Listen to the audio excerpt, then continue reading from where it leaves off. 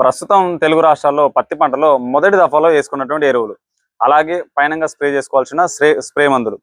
తెలుగు రాష్ట్రాల్లో మనకు చాలా మంది చాలా రకాలైనటువంటి మందులు తెలియజేయడం జరుగుతుంది. ఒకరు డిఏపి అంటున్నారు, ఒకటి 25-25 అంటున్నారు, ఇంకోటి 20-20 అంటున్నారు. అసలు ఏ ఎరువులు వేసుకోవాలి? వీటి ధరలు చూస్తేనేమో ఆకాశాన్ని అంటే రేంజ్ ఉన్నాయి. అసలు ఏ ఎరువులు వేసుకోవాలి? దాంతో పాటుగా పైన ఎటువంటి మందులు కొట్టుకున్నప్పుడు మనకు పంట యొక్క దిగుబడి అనేది బాగుంటుంది. పత్తిలో ప్రధానంగా సైడ్ బ్రాంచెస్ ముఖ్యం అనుకుంటే, సైడ్ బ్రాంచెస్ ఎక్కువ వచ్చినప్పుడు ఇప్పుడున్నటువంటి హైబ్రిడ్లలో సైడ్ బ్రాంచెస్ అంటే మనకు మోనోపోడియల్ బ్రాంచెస్ ఎక్కువగా వచ్చినప్పుడు దిగుబడి తగ్గే అవకాశం ఉంది. కానీ చాలా మంది రైతులు కూడా ఈ మోనోపోడియల్ బ్రాంచెస్ కి సింపోడియల్ బ్రాంచెస్ కి డిఫరెన్స్ తెలియకపోవడం వల్ల వీళ్ళు వేసేటువంటి కొన్ని రకాల ఫర్టిలైజర్స్ వల్ల మొక్కల్లో శాఖీయ ఉత్పత్తి ఎక్కువగా పెరిగి దిగుబడి అనేది గణనీయంగా తగ్గుతుంది. అసలు ఒక బ్రీడ్ కౌంట్ ప్రకారం మనకు విత్తనం తయారు చేసే వాళ్ళని బ్రీడర్స్ ఉంటే, ఆ బ్రీడ్ కౌంట్ ప్రకారం మొక్క అనేది ఏ విధంగా ఉండాలి, ఎటువంటి ఫర్టిలైజర్ వేసుకున్నాడు మొక్క అనేది బలంగా వస్తుంది, ఆ విషయాలన్నీ కూడా క్లియర్ గా చెప్తాను.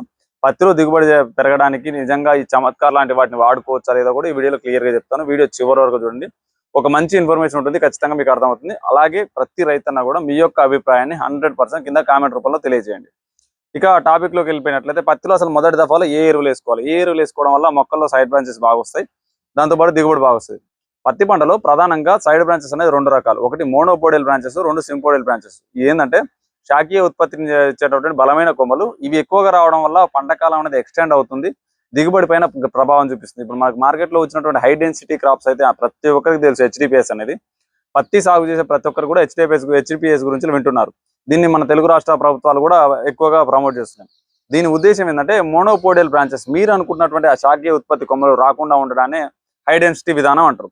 పత్తిలో ప్రధానంగా మోనోపోడియల్ బ్రాంచెస్ కంటే కూడా సింపోడియల్ బ్రాంచెస్ అనేది ఎక్కువ ప్రాధాన్యం చూపిస్తాయి. సైడ్ బ్రాంచెస్ రావద్దంటే చిన్న కొమ్మలు రావాలి, మనకు సింపోడియల్ బ్రాంచెస్ అనేది ఎక్కువగా రావాలి. ఇవి వచ్చినప్పుడు పత్తిలో దిగుబడి అనేది ఎక్కువగా వస్తుంది. ఎవరైతే అమృత్ ప్యాటర్న్ లాంటి లాంగ్ టర్మ్ క్రాప్ సాగు చేస్తున్నారో వాళ్ళకి మాత్రం ఈ మోనోపోడియల్ బ్రాంచెస్ అనేది చాలా బాగా ఉపయోగపడతాయి. ఇక మనం పంట కాలాన్ని బేస్ చేసుకొని చూసుకున్నట్లయితే 120 రోజుల పంట కాలంలో మనకు 1 లేదా 2 మోనోపోడియల్ బ్రాంచెస్ వస్తే సరిపోతుంది. మరి ఈ విధంగా రావాలంటే ఎటువంటి ఫర్టిలైజర్ వేసుకోవాలి? పత్తిలో ప్రధానంగా ప్రతి రైతు చూసుకోవాల్సింది ఏంటంటే ఎదుగుదల కాదు. పత్తిలో ఎప్పుడైతే మనకు మోనోపోడియల్ బ్రాంచెస్ బాగా వచ్చి మొదటి ఎర్లీ స్టేజ్ విగర్ లో మనకు ఎక్కువగా మొక్క అనేది స్ట్రెస్ గురి కాకుండా వేరు వ్యవస్థ ఎప్పుడైతే అధికంగా పెరుగుతుందో అప్పుడు ఖచ్చితంగా కాయ యొక్క తూకం అనేది బాగుంటుంది, మనకు కనపడదు. కూలీలు దింపేటప్పుడు మనకు గోతాలు నిన్నా కూడా కొన్నిసార్లు తూకాలు రావు, అదే కాటాల పైన ప్రభావం చూపెట్టడం.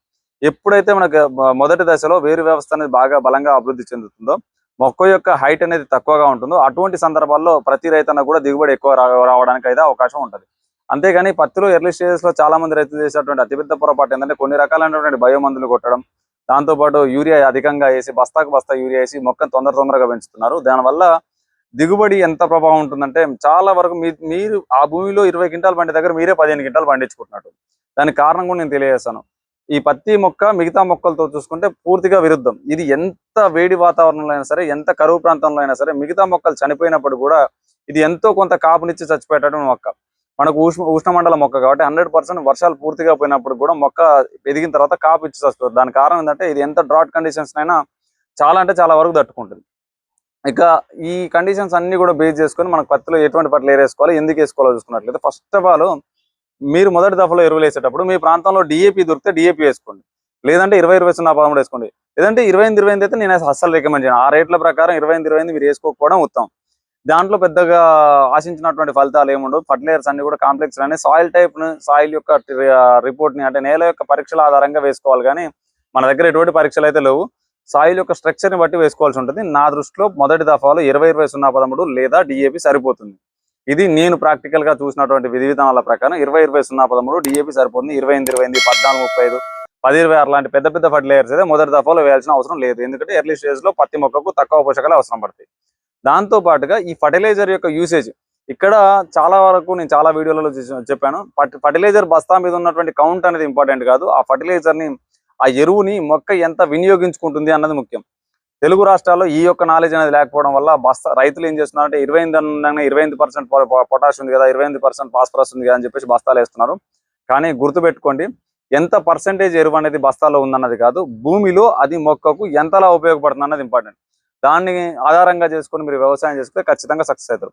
మీరు వేసిన డిఏపి ఎరువు కానీ, లేదంటే 20-20-13 ఎరువు కానీ మొక్కల్లో ప్రధానంగా ఇప్పుడున్నటువంటి కరువు ప్రాంతాల్లో ఎక్కువగా లీచ్ అవుట్ అయ్యే అధిక వర్షాలు పడ్డప్పుడు వేడిగా ఉంటుంది భూమి, అలాగే ఒట్టిగా ఉంటుంది కాబట్టి తొందరగా లీచ్ అవుట్ అయిపోవడం లేదా అధిక వేడి వల్ల ఆవిరైపోవడం జరుగుతుంది. ఫర్టిలైజర్ వేస్టేజ్ అనేది చాలా ఎక్కువ ఉంటుంది డ్రాట్ కండిషన్ లో. అతి వర్షాల కంటే కూడా అతి అనావృష్టిలో ఫర్టిలైజర్ వేస్టేజ్ ఎక్కువ ఉంటుంది. దీన్ని ఒడిసి పట్టుకోవడానికి మీ భూమిలో ఖచ్చితంగా సాయిల్ కొలాయిడ్స్ అనేవి ఉండాలి, సేంద్రియ కర్బనం కొంతైనా ఉండాలి. ఈ రోజు మనం ఈ సేంద్రియ కర్బనాన్ని పెంచలేం. దానికోసం మన తెలుగు యువరైతే తరపు నుంచి మేము సఫలా గోల్డ్ గ్రాన్యూల్స్ అని ఇస్తాం. ఇవి ఎకరానికి 20 కేజీలు, 20 కేజీల బస్తా వచ్చేసి 1000 రూపాయలు ఉంటుంది. ఇందులో ఏముంటుందంటే ఫస్ట్ సీవీడ్ హ్యూమిక్ ఉంటుంది. ఈ హ్యూమిక్ యాసిడ్ ఏం చేస్తా అంటే ఇక్కడ భూమిలో ఉన్న ఫర్టిలైజర్ కి టెంపరరీ న్యాచురల్ పాలిమర్ లాగా యూజ్ అవుతుంది. మీరు ఇది గూగుల్లో కూడా చెక్ చేసుకోవచ్చు. హ్యూమిక్ యాసిడ్ న్యాచురల్ పాలిమర్ లాగా ఉపయోగపడుతుంది. 100% న్యాచురల్ పాలిమర్ లాగా ఉపయోగపడుతుంది. నేను డైరెక్ట్ హ్యూమిక్ యాసిడ్ వాడుకుంటే సరిపోదు కదా, మరి ఇప్పుడు సఫలా గోల్డ్ ఎందుకు వాడుకోవాలన్న డౌట్ కూడా చాలా మందికి వస్తుంది. దాన్ని కూడా వివరణ నేను ఈ వీడియోలో చెప్తాను. ఈ హ్యూమిక్ యాసిడ్ అనేది న్యాచురల్ పాలిమర్ లాగా యూజ్ అవుతుంది.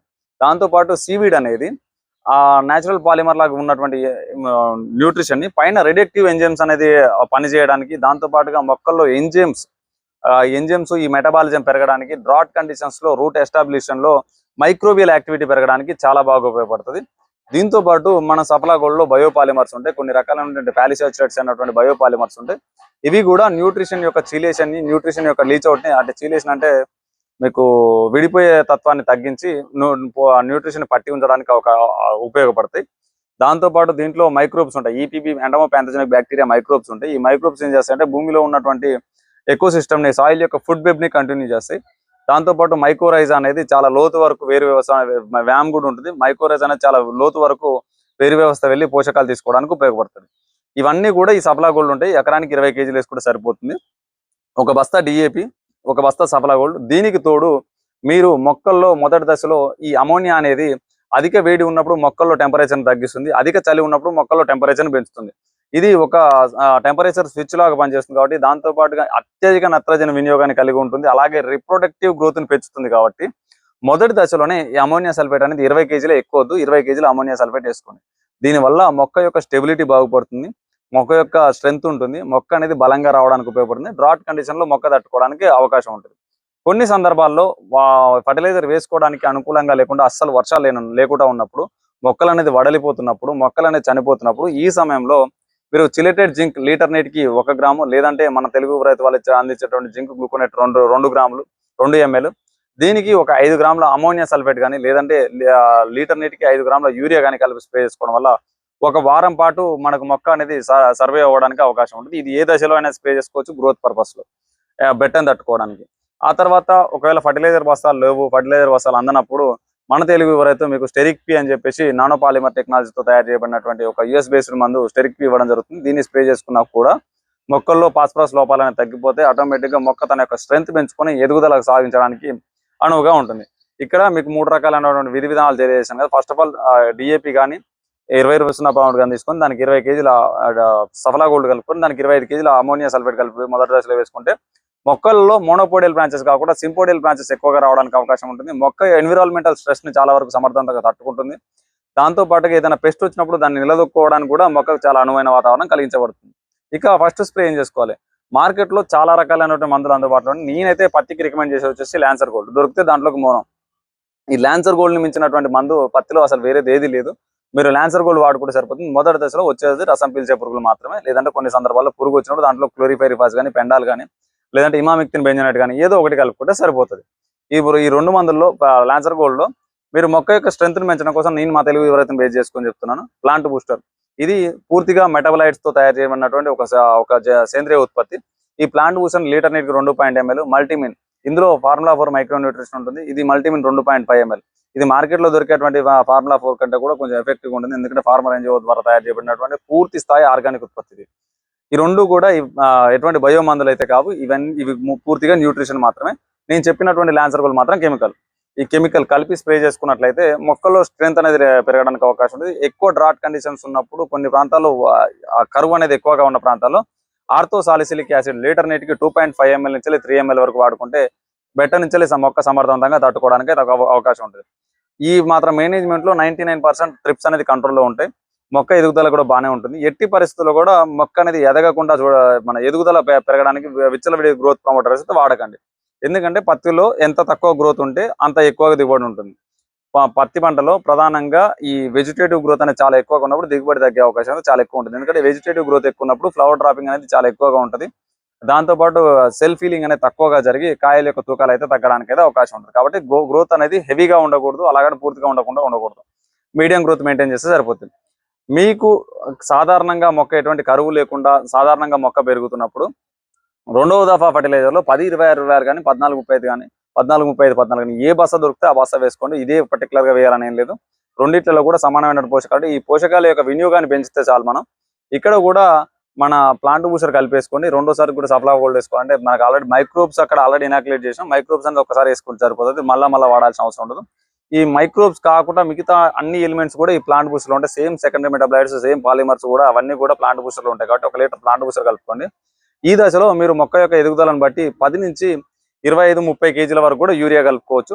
దానికి కొంత మొత్తంలో కాల్షియం నైట్రేట్ కానీ లేదంటే మనకు సింగిల్ సూపర్ ఫాస్ఫేట్ కానీ యాడ్ చేసుకొని వాడుకున్నట్లయితే మొక్క యొక్క దశను బట్టి మాకు ఫోటోస్ పెట్టినట్లయితే మేమైతే తెలియజేస్తాం ఫర్టిలైజర్ ఏం వేసుకోవాలనేది రెండో దశలో.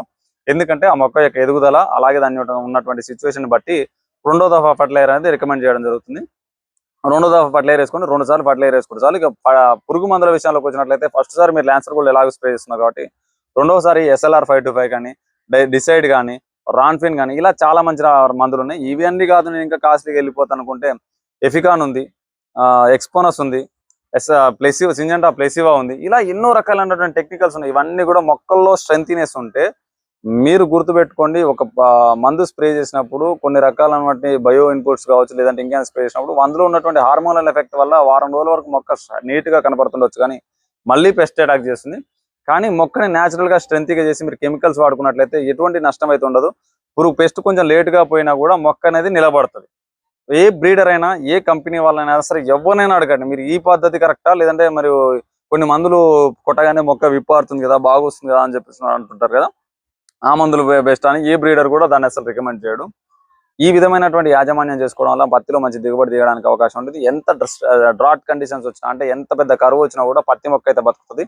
దాన్ని బతికించడంలో తెలుగు ఎవరైతే సపోర్ట్ ఖచ్చితంగా ఉంటుంది. అది ఎర్ర తెగులు కావచ్చు, కర్ర తెగులు కావచ్చు, లేదంటే మసి తెగులు కావచ్చు, లేదంటే మనకు అగ్గి తెగులు కావచ్చు, మా తెలంగాణ ప్రాంతాల్లో లంబాడి తెగులు అంటారు, లంబాడి తెగులు కావచ్చు. ఇలా ఎటువంటి రోగం వచ్చినా కూడా తెలుగు ఎవరైతేనే సొల్యూషన్ అందిస్తుంది. నా తరపు నుంచి పర్టికులర్ సొల్యూషన్ అయితే ఖచ్చితంగా ఉంటుంది. ఎటువంటి సందేహాలను కూడా మీరు నన్ను వాట్సాప్ ద్వారా కాంటాక్ట్ చేయండి. మేము మొక్కల ఫోటోస్ మాకు సెండ్ చేసినట్టయితే మీకు ఎటువంటి సందేహాలను కూడా మా తెలుగు ఎవరైతే తరపు నుంచి మీకు ఖచ్చితమైన సొల్యూషన్ అయితే అందిస్తాం. జై హింద్, జై జవాన్, జై కిసాన్.